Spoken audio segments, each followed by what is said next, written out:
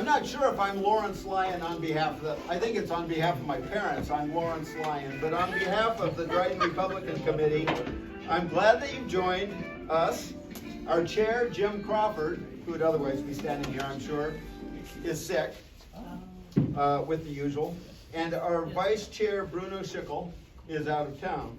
But Brendan Williams is here. Yay! We're glad you wanted to visit us. And Brendan, without further ado, I'm going to ask you to come up. All right, well listen, thank you. More importantly, you're here. Because that's really what this campaign is about. We have a primary coming up, and I'll give you a little update on my campaign. But there's really two things that I'm here to do. One is to tell you who I am, and number two is to tell you why I'm running. First, I'd like to introduce my wife, Stephanie. And I'll just tell you that when I was a young officer in the Navy, I attended a Bible study hosted by the Navigator Mission. I don't know if you know the Navigator Ministry, but and there was this really cute girl there. And 8 weeks later, I asked her to marry me because I asked her out that night, and she said no 4 times in the space of about 90 seconds. And because I was a desperate sailor, I said, "Well, how about church Sunday night?" And you could tell I really got her there. She was like, "Who goes to church on Sunday night?" She said, "Okay." And so that's how that got started. We're coming up on 30 years. Thank you. I tell her it's a good start, just so she doesn't think there's a way out. But in all sincerity, thank you for being here on Good Friday. Stuffy and I grew up in a church tradition in the South called the Churches of Christ. And the way I describe it is you just go to Southern Baptist, and then just keep going right. And eventually you'll get to the Church of Christ. We grew up in a tradition that actually didn't follow the church calendar as you know it today. So Good Friday, was not, in our tradition that we grew up with, Easter should be celebrated every day, but it's very Bible centric, and so we appreciated that heritage.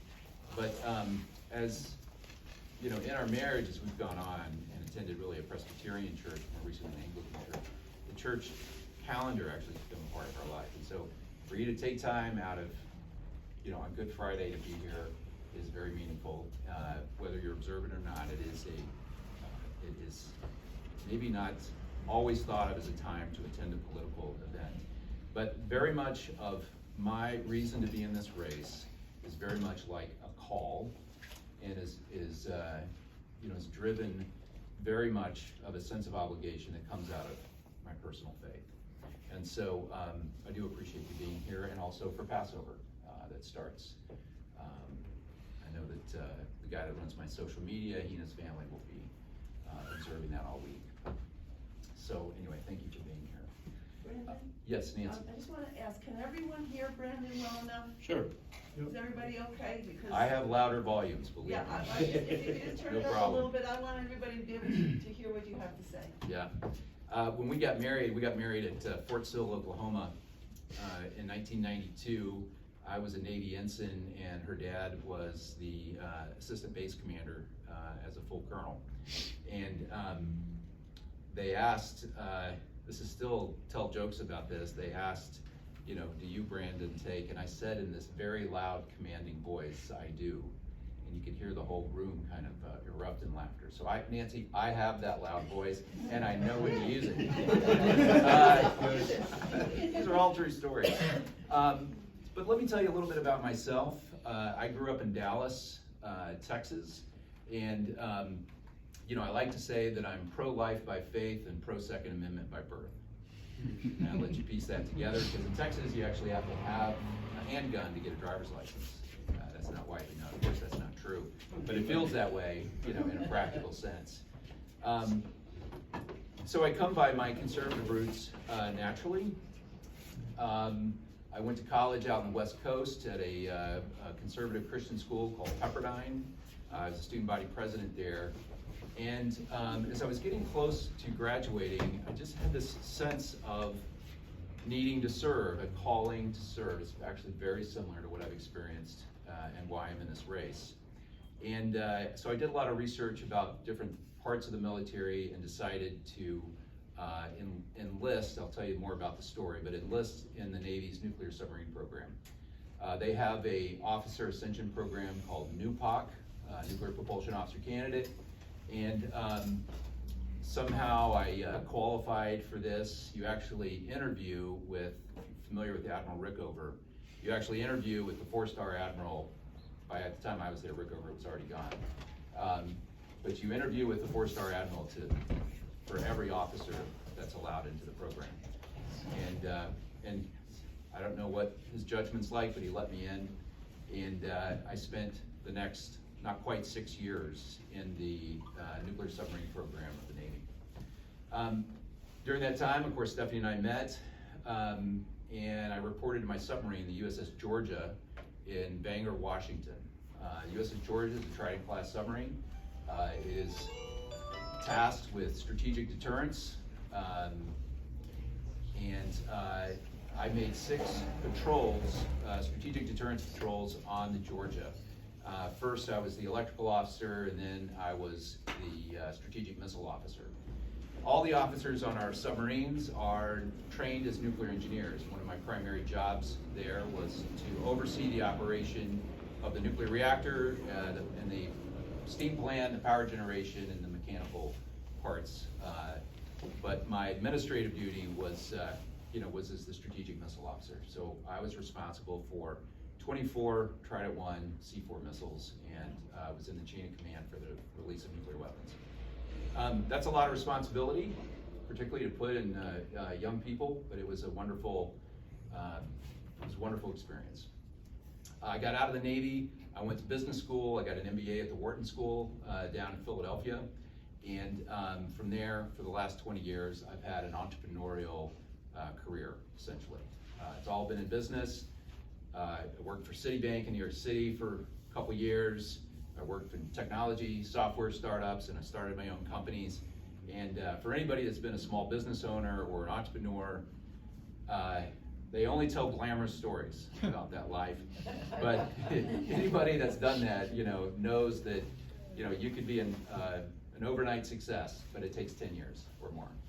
And so more recently, I co-founded a software company, and that company is still very small, but we are helping to modernize the industrial control systems of large, what are called process manufacturers. Process manufacturers is everything between a dairy farm, fairly large-scale dairy farm, and the control systems and automation for there, to an oil refinery. And everything in between, pulp and paper, pharmaceutical, food and beverage, all of those kinds of things fit into this industrial controls.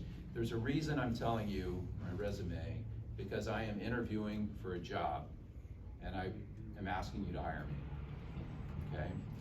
In the past, I think that we've approached political office, our founders approached political office, particularly for the House of Representatives, is that you took somebody from your community who laid down their plow, so to speak, or their shop, and they went to Congress and they served, and then they came back to the community. That's not what's happened. We now have Chuck Schumer. Chuck Schumer, I think, graduated from college around 1968. I had a veteran just tell me this the other night. Maybe because it was 1968 and Stephanie's dad was in Vietnam at Khe Sanh, fighting the Battle of Khe Sanh, Chuck Schumer then went to Harvard Law School. I wonder why. Maybe there was some kind of deferment project or plan at the time. Again, excuse me, Stephanie's dad's defending his perimeter every night for his field artillery unit. And Chuck Schumer and Joe Biden are pretty much contemporaries, and they have been politicians for that entire time. They've never made payroll, never started a job, or started a business. They have no idea where gas comes from. They have no idea what anything costs in the grocery store. I bet neither one of them filled up their car in 35 years or more, not once. And those are the people, the politicians, that are now making policy for us. Thank you. And I don't think that's right. So I'll get a little bit more into that in terms of why I'm running. But the reason to give you my whole business background, or at least some important parts of it, is that our country now faces some very serious problems. You may have noticed that our economy is a mess. You may have noticed that we're failing to deter our most dangerous foes. You may have noticed that our schools are being infected with anti-American teaching, not to mention what I only can call grooming of children for behavior that's unconscionable. And I'm thinking, how did we get here? One of the joys of being a political candidate is that you get to go around and talk to a lot of people, and there's this sacred trust that you have where they share with me what they're worried about. In a way, maybe they may not share it with anybody else because they want just some little bit of hope. This one woman over in Ontario County, she said, Brandon, just as you called, my husband and I were here talking about something. I want to talk to you about it. I said, great. She said, my father fought in World War I. My two brothers fought in World War II. And I was just sitting here talking with my husband, and the question we were asking is, did you ever think you'd see or have to worry about socialism in America? She said, what happened? And I gotta tell you, that really strikes home for me. When did we have to start worrying about socialism? Well, I just can't take it anymore. And I am standing up to serve simply because I'm not gonna let that happen. That's it. I'm not planning my political career. I'm not planning, I haven't been going from one small step to another so that maybe I could be important someday. I have a very fulfilling life as a software founder of a company, and the people that I work with, it's very exciting. But I can't honestly be the husband that Stephanie expects me to be, or the father that our two kids expect us to be, and not stand up and serve. And quite frankly, that's why I'm doing this.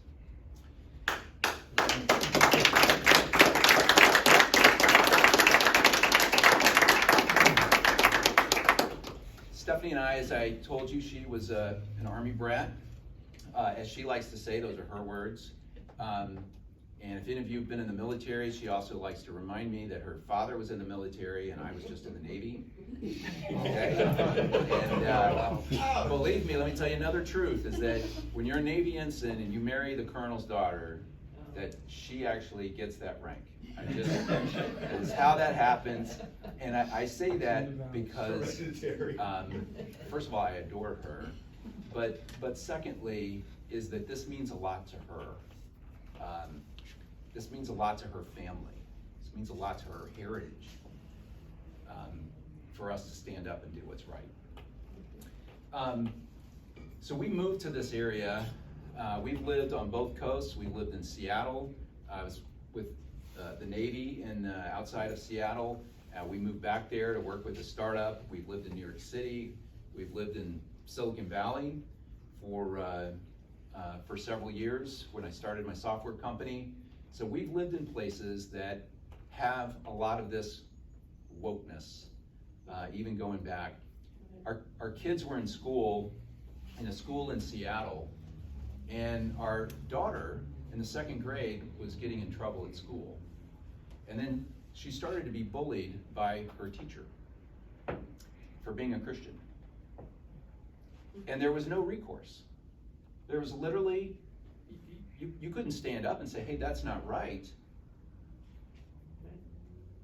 because of the community there around Seattle. So we pulled by the way, our son was being taught to be a girl. I'm not kidding, in preschool.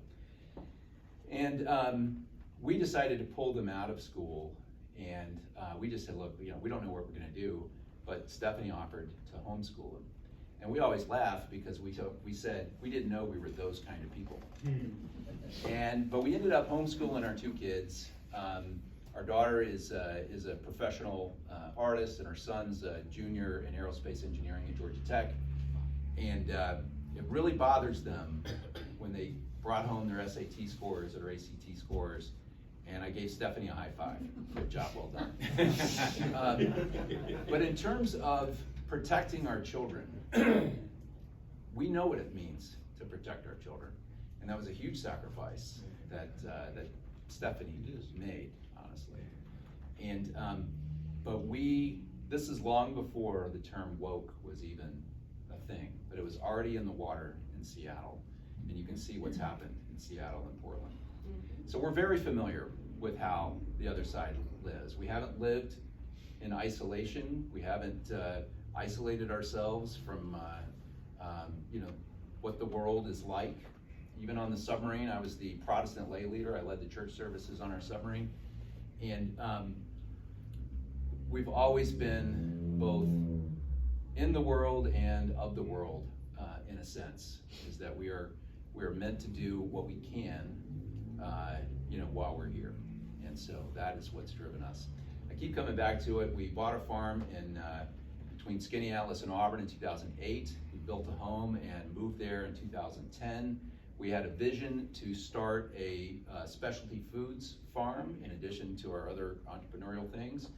And we planted 2,350 hazelnut trees. Stephanie did about 1,600 of those herself. This is all by hand. The roots of these trees were immersed in a fungus. And that fungus is to cultivate what's called Burgundy truffles. Burgundy truffles is like a mushroom. It's very desirable in sort of a gourmet community or restaurants, those kinds of things. And that was the reason that we started this farm. It takes 10 years for those trees to grow, which is just part of the investment. And so Stephanie started a honey business, especially honey business. She did the master beekeeping program here at Cornell. And going from wine fair to music festival to other events, grew this business into an agritourism business. We had buses of people would come to our farm, listen to her, and then talk about bees, and then they would shop, and then they would leave, which is a wonderful business model. So instead of just having a retail store, and up until we really transplanted or went and lived in California temporarily, that was really a growing and thriving business. So we have these roots in the agricultural community. Listen, we're not dairy farmers, we're not cash crop farmers, but we follow the Cornell Small Farms playbook. Stephanie did really, and that's an important part of the mix of the agricultural community in this area. We're members of the Farm Bureau, and so we have these different perspectives. So, military service, business training and starting businesses, agriculture, homeschooling our children. This is who we are. I don't know how else to communicate. I want you to know who we are. I'm happy to answer questions about who we are. But that's who we are. The reason we're running, as I mentioned, is that we're just not going to sit around and do nothing. The things that matter to me as a candidate, number one, is our freedoms. Our rights are God-given. This is America is a experiment unlike any other, that the government works for the people. Thank you. We are not meant to be controlled by the government. In fact, that's how our country got started. And it seems like we've gotten pretty far away from that. And every crisis, every if it's global warming, or if it's COVID, or if it's racism, whatever it is, each time it becomes a way for particularly the left part of our government to seize more of our rights, to seize more control. And finally, thankfully, they've gone too far, right? With all this cancel culture, censorship, mandates, these kinds of things, now even Democrats are concerned about the direction that our country's going. So what do we need to do as Republicans and conservatives in this election? And I'll give you two choices. We could pretend to be Democrats, we can call ourselves moderates and try to get along with them. Or we can stand up like Ronald Reagan did in 1980 and say, I'm a conservative, it's time for conservative values. These are important things and actually what make America great, with less government, personal freedoms, strong military, and you have that choice between you as in this Republican primary. And I don't mind saying that, because standing up and pretending like we're Democrats because you think that's how we're gonna win, that might have been true if Obama was on the ticket, right?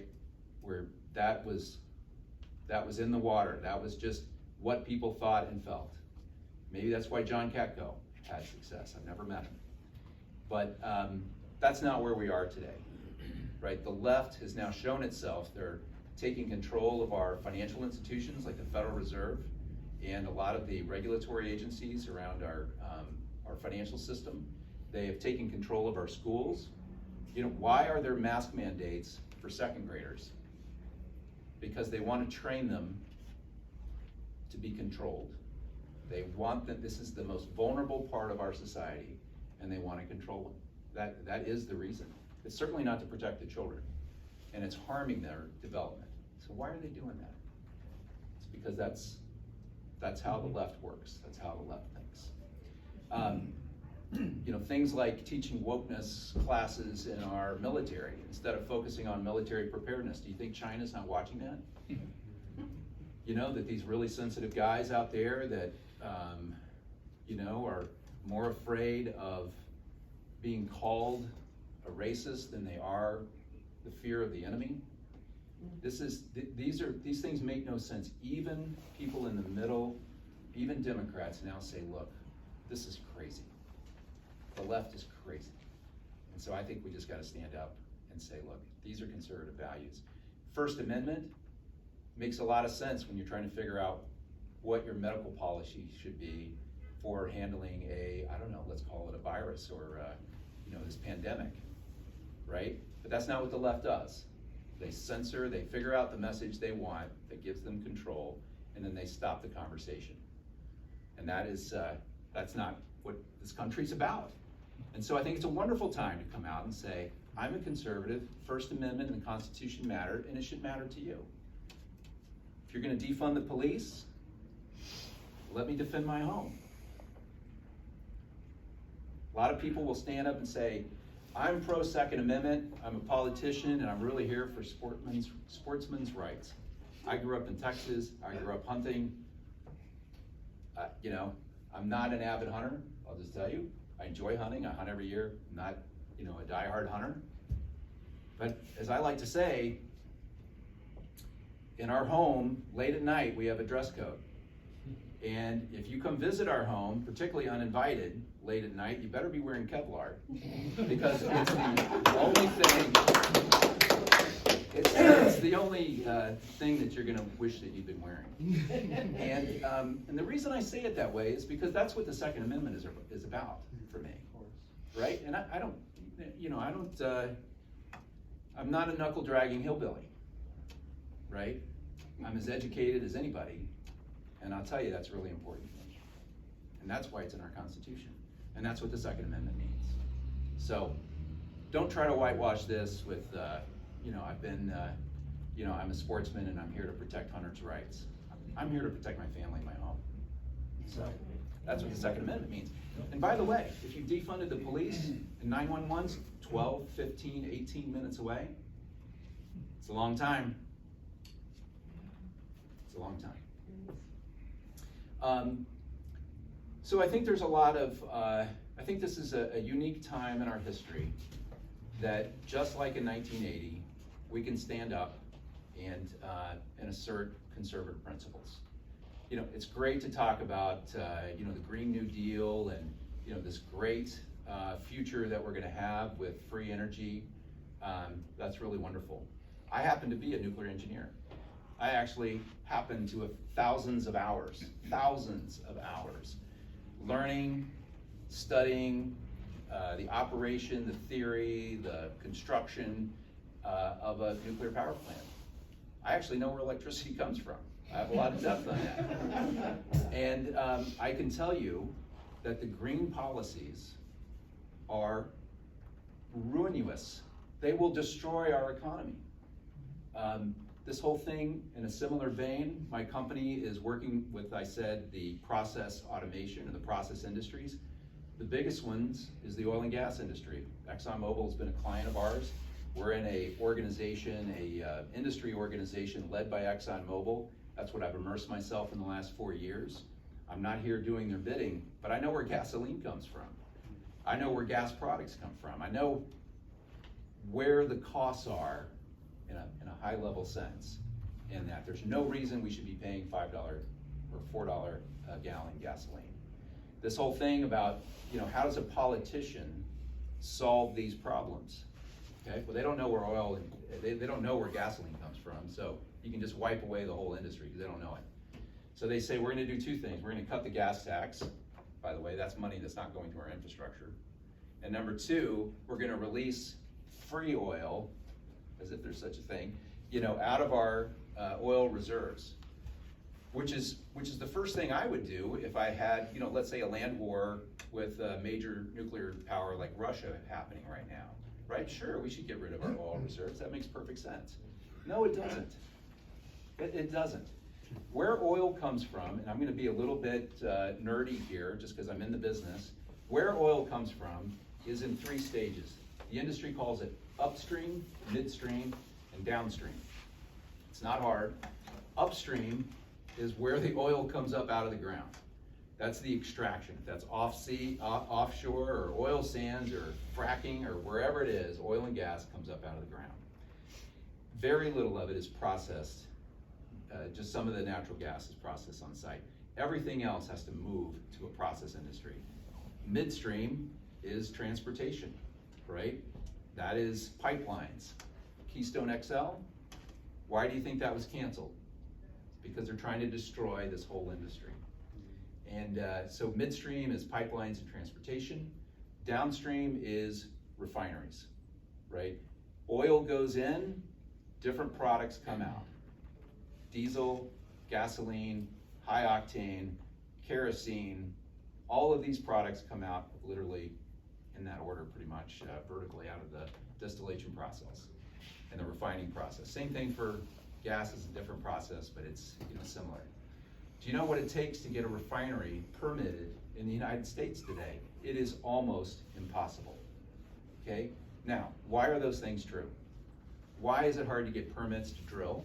Why do the Democrats shut off huge parts of our resources from drilling? Why do they cancel the Keystone pipeline? Why do they make it so hard to build refining capacity? It's because they want to destroy the entire industry. $4 a gas isn't Putin's fault, it's a Democratic strategy. They say publicly, I want Americans to pay as much for gas as Europe, right, which is almost all tax in there. And so what does that do? It enriches Russia, it enriches Saudi Arabia, it enriches Iran, it enriches Venezuela. Who's making up this policy, right? You don't have to go back very far to find a president who said we should have energy independence. And by the way, just that statement puts gasoline at about, certainly under $3 a gallon, because it's all, he's helping to facilitate all 3 stages of the oil and gas industry. The reason I go into this depth, which a lot of my advisors hate that I do, it's because if you're a politician, they're gonna tell you, I'm gonna waive the gas tax. By the way, I put the gas tax in place to begin with, and now, because I'm such a good guy, I'm gonna take it away for a few months. I think Americans are catching on that the government is taking away our rights and then just giving us little dribbles in return, and that's gotta stop. And so, I think having a real knowledge of how the economy works, I think a real knowledge of what strategic deterrence or military deterrence works, of having, where small businesses come from and how we can help them. I think that really matters for the people that we have in leadership in our country. We never were meant to have a class of political leaders, and yet that's what we have. Yep. And that's a shame. I want to talk about the economy in this area. It's not a secret that Central New York has had a long and steady decline. We've sent our jobs over to China, down to Mexico. And one of the great opportunities that I see is if you follow all of this news about supply chains, right? Very popular for a long time, actually Honda, or Toyota actually pioneered it, this just-in-time inventory, that you have a steady supply chain of parts coming in at all times. You don't have to keep a lot of stuff on inventory, and you can just make cars, it's super efficient until it isn't. And what we've discovered with COVID, with conflict with China, and with very high, and war with Russia, and high energy prices, we've discovered, and a ship getting stuck in the middle of the Suez Canal, we've discovered that supply chains actually are very brittle. They're not nearly as robust as we thought, and it's now causing this cascade of shortages across our economy. A lot of that is driving inflation along with high energy prices. And so what corporations in America in particular are doing is, how can we take the risk out of our supply chain? We thought manufacturing everything cheaply in China was the way to go. How can we take the risk out of that? And that is by reshoring manufacturing, bringing manufacturing back, not where it's 3 weeks at sea and however long waiting at the ports in Los Angeles to get off the boat, but it's 48 hours away or 24 hours away, and it's very close. Well, Central New York is beautifully situated to benefit from that. That's why we had manufacturing in the past. That's why we could have it again in the future. However, New York State, we are not competing against China. We're competing against Ohio and Pennsylvania. And the only way we're going to get new manufacturing jobs here and starting up in the, reindustrializing our area is if we have a better business climate in New York. And by the way, that means we have to elect Republicans, because we've already seen what the Democrats are going to do. And if we don't have lower cost of electricity, see that Cuomo shut down the nuclear power plant up there in Ontario, not because it was done, because it was woke. But if we don't have energy costs, if we don't have reasonable transportation costs, if we don't have an educated population that's ready, to enter the labor force here, then we're going to really continue to struggle. I think it's the best economic opportunity of Central New York in 100 years. But the whole state has to get behind it and say, we are going to create a better business climate so that we can reindustrialize Central New York. And it makes sense from a strategic standpoint because of where we're located to the auto industry in Michigan and Ohio, to service the city and all those lovely people down there that demand products, and including a lot of the manufacturing that's up in Canada. So we're in a good place if we have the vision and leadership and, frankly, pro-business conservative values to take advantage of it. And maybe we can stop shipping all of our children out of here, right? They get educated and they leave. I find people all over this country that say, oh, I'm from Auburn. This one woman was a PhD physicist with a laser company. She said, I so wish I could move back there and raise my kids. Why? Because what we have here is strong families with multi-generational ties. And the reason I know that is because I've lived in other places that have prospered, like Silicon Valley. They got none of that. A lot of wealth, and success, not a lot of community. We have wonderful communities here, and people want to be a part of it, but we need the economic environment to go with it. Our political leaders just don't know this. I'm not a politician. There's something called the Term Limits Pledge. I think Claudia Tenney has signed it. I am going to sign it. It just says that if there's a bill for term limits on Congress and the Senate, that I'll sign it. And I'm happy to do that. I want to conclude my remarks by talking a little bit about this primary. So I'm a political outsider. Maybe you knew that before you came in, but you certainly know it now. And when I'm done here, you're going to know it for sure. So, I have the endorsement of the State Conservative Party.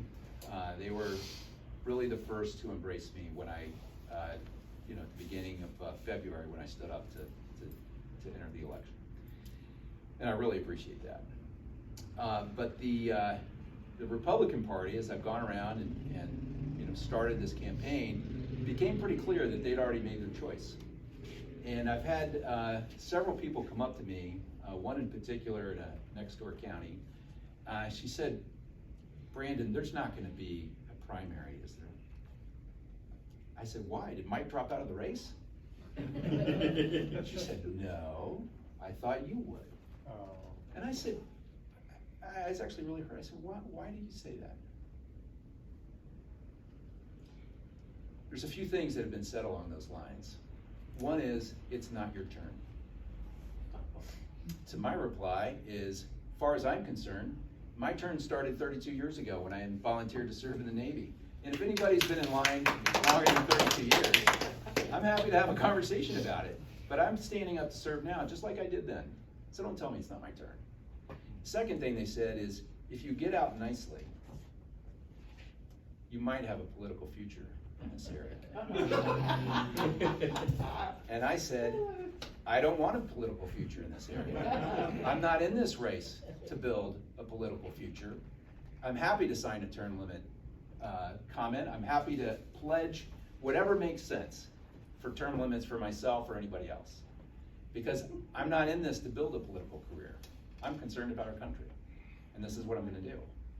And so when you get a glimpse of how the political establishment really thinks about us as voters or us as citizens, it's important that people who believe in America stand up and send a different message. And that is in this primary. Very loud message is what we have to send. And so, love to take your questions. You're going to find that I have depth on some issues and even a lot of depth on some issues, but I don't have very good political answers on some others. So I'm afraid you're going to get it unfiltered. I think there are two things that Brandon didn't say. One was, if you're a registered Republican, please vote for me June 28th, 2022. It was those two things. And, Stephanie, would you mind? Thank you. Just as a reminder of that, we have these little cards. Two things I'd like for you to do. One is, there's a card here. Thank you, sweetheart. It's a little information about me on the back, but I did get the domain letsvotebrandon.com. I actually think Jim had that idea. Maybe it was Lawrence. I'm not sure. One of the two of you guys actually, Pretty good timing. it is. And it was still available. So let's vote Brandon. And what I'm asking is that you consider making a pledge that you will vote in the primary. I'm not asking you to pledge to vote for me. I'm just saying it takes a lot of discipline to go out and vote in the primary. We have absentee applications here if you want them. And we'd like you to take several of these and pass them out to your friends. Again, has a little bit of information on me, and then ask them to have a pledge of voting in the primary. particularly if they're Republicans, and particularly if they're conservative Republicans. But, you know, sign this and put it on your fridge. And, you know, just keep it as a reminder that if we don't stand up and vote, then we get what we deserve. And I've been guilty of that. Have I voted in every election? I haven't. I've been down in the basement, typing away, trying to build a business, focused on myself. I hope this makes amends. So please take some of these. And the second is, please put your, you are a lovely assistant. Please put your name and some contact information on here. We don't spam. We are looking for volunteers. I should tell you that we had a goal of getting, we hoped for 1,700 signatures to make sure I got on the Republican ballot, because I'm already on the conservative. And we didn't know how we were gonna get that done. I got this call from Lawrence and, well, from Jim Crawford. And they said, hey, we'd like to help. And you just can imagine what a godsend that is. We think of it, Stephanie and I think of it as fishes and loaves. Just out of nowhere, because we're running a grassroots campaign, you know, we have all these volunteers. So if you helped get me on the ballot, thank you. We had 2,521 signatures. 2,521.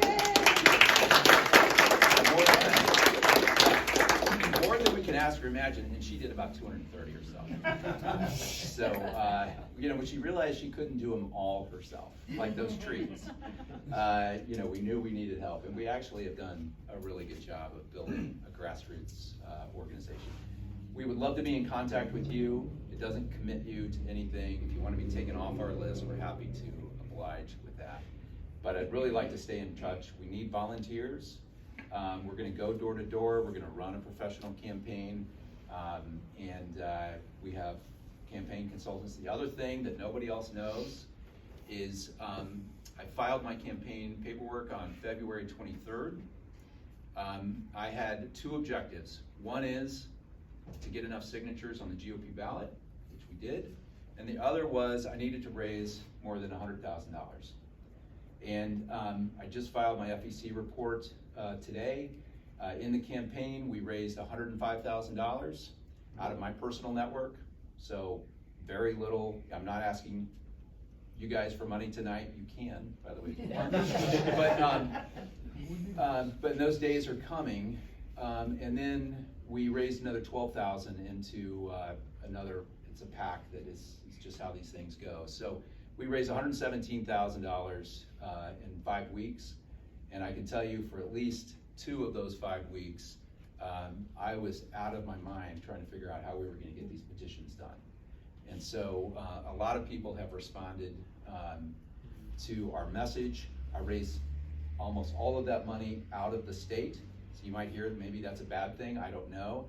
I think for people in Texas to start sending money and people back to New York, I think is a good thing.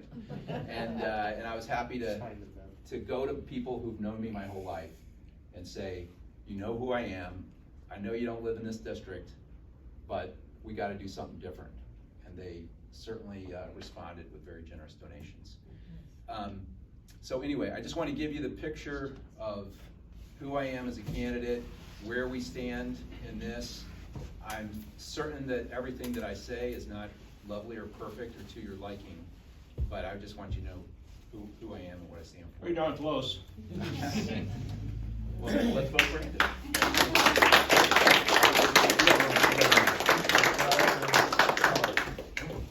So, time for questions. Yeah, please, Ben.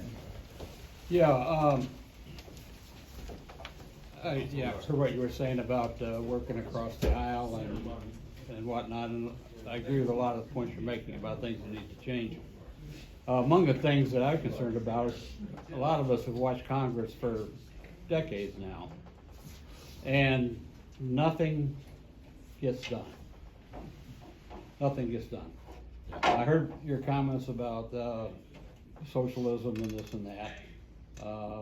I've been in various businesses. I've worked for the public sector. I've done, my business right now is Social Security and Medicare. And I've been watching the clock run out on that.